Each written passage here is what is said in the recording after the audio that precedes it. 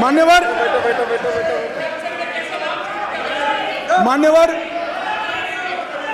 Bofors, एक minute भाई, Bofors घोटाला किसने किया? यूपीए ने किया। 2G स्पेक्ट्रम किसने किया? यूपीए ने। सत्यम घोटाला किसने किया? यूपीए। कॉमनवेल्थ घोटाला किसने किया? यूपीए ने। कोयला घोटाला किसने किया? यूपीए ने। टाटा ट्रक घोटाला किसने किया? यूपीए ने। वोट के बदले नोट का घोटाला किसने किया? यूपीए। आदर्श घोटाला किसने किया? यूपीए ने। नेशनल हेराल्ड का घोटाला किसने किया? यूपीए। वाड्रा का डीएलएफ घोटाला किसने किया? यूपीए ने। चारा घोटाला किसने किया? खाद्य सुरक्षा बिल का घोटाला किसने किया? गाजियाबाद प्रोविडेंट फंड घोटाला किसने किया? हर्षद मेहता शेयर बाजार का घोटाला किसने किया? हसन अली का हवाला घोटाला किसने किया? आईपीएल का घोटाला किसने किया? LIC हाउसिंग का घोटाला किसने किया? मधु कोड़ा घोटाला किसने किया?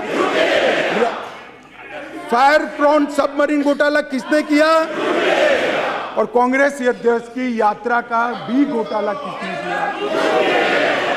अब साहब इनके पास नाम बदलने के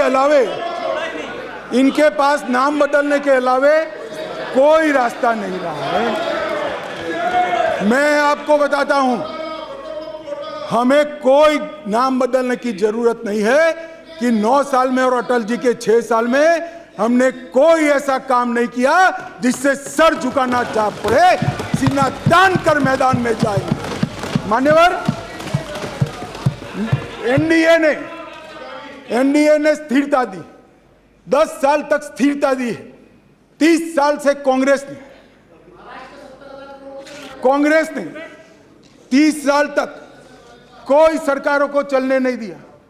चंद्रशेखर जी को सबसे पहले, चरण सिंह जी को समर्थन दिया सरकार, फिर चंद्रशेखर को समर्थन दिया सरकार, देवगौड़ा को समर्थन दिया सरकार। इनकी फितरत मान्यवर अस्थिरता है। मोदी जी ने, एनडीए ने, भाजपा ने देश को स्थिर शासन दिया है, इसलिए देश विकास है। मान्यवर, मोदी जी ने आजादी के अमृत महोत्सव में देश के बच्चे में मान्यवर देशभक्ति का संस्कार सिंचित करने का काम। मान्यवर, आजादी के अमृत महोत्सव के वर्ष में मोदी जी ने देश के एक एक जन के मन में देश के प्रति सम्मान और सुनहरे भविष्य की आशा को निर्मित करने का काम।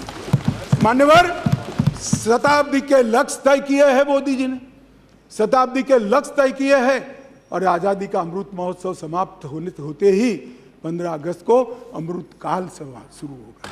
25 वर्ष के अंदर हर क्षेत्र में भारत को विश्व में नंबर 1 बनाने का लक्ष्य मिलते हैं।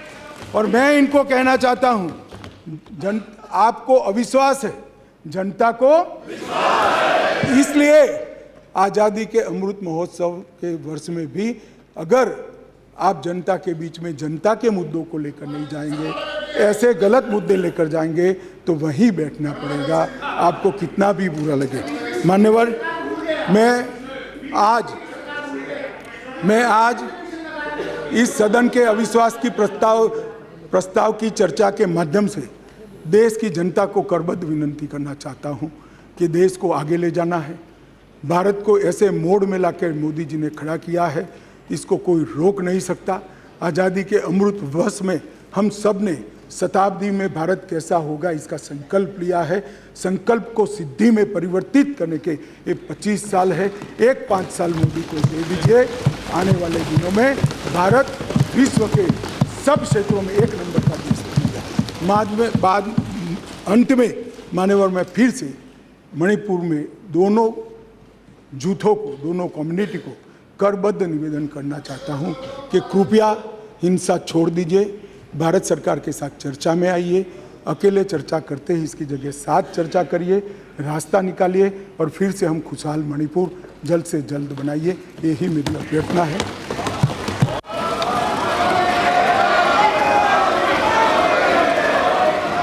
माननीय सदस्यगण,